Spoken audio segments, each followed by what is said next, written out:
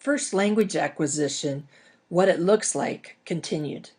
This is the second in a three-part video series about first language acquisition. In fact, this is really a continuation of the first video that was looking at the language children know from birth to age 3 or 4. We looked at the stages of grammatical morphemes and negation. Here I want to continue by examining the stages of producing questions. I want to point out that even small children can memorize chunks of language from their surroundings. So they may ask, "What is that?" or "Who is he?" even though they don't yet really know how to create WH questions. Okay, the first stage is just using an individual word with rising intonation. Candy? Doggy?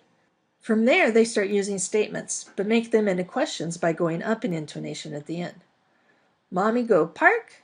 I play truck? Eventually, they will realize that questions use a different word order. Can I play truck? Are you eating cookie?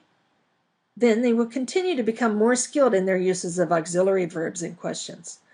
They also realize that do sometimes is added to questions even though it wasn't there in the statement.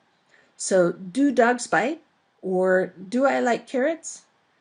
In the next stage, they're pretty adept at creating WH and yes/no questions.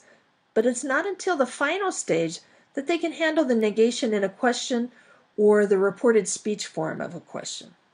All right, let's look at what language 4 and 5-year-olds know. By age 4, they've mastered most of the English grammar. Of course, I'm not including physical disabilities or other barriers that would change this outcome. Since they are good with grammar at this point, they now begin to explore the differences involved when used with playmates and in other social settings. They also start developing the mental ability to think about why and how a word is used. This is called Metalinguistic Awareness.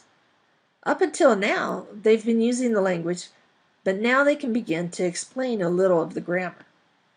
They know the why of the language a little bit. Once they start first grade, their vocabulary expands significantly. This is partly because they start reading more, but it also is because the types of vocabulary used in the classroom are different from what they used at home. Students who don't know academic language like report and subject are often incorrectly thought of as less intelligent. Teachers need to guard against this prejudice and should work on teaching important academic language to every learner.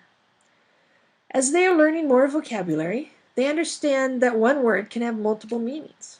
For example, the boy saying, "I propose a bread," instead of "I propose a toast," must be younger than 6 years old, so he doesn't realize that toast doesn't always refer to bread.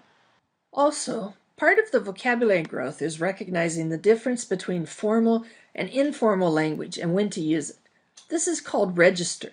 The register used at home with parents is different from the one used when talking to the school principal, which is different from the one used talking to friends. Finally, they become aware that not everyone talks like they do, unless they come from a home using what is considered standard English. Children learn when they start school how to adjust their grammar, pronunciation, and vocabulary so that they don't get embarrassed at school. When they go home, they may revert back to the variety of language used by their parents, but that becomes a social cultural issue more than a language one. And by revert back, I don't mean that in a negative way. They just become very adept at switching between the language variety at home and the language used at school. For me, even to this day, when I return to my home in Kansas, I'll change my tempo and vocabulary as I chat with my mom. In summary, this video continued to look at young learners and how they create questions. Then it considered the language of preschool children and those who start school. The next video will highlight key theories about how children learn their primary language.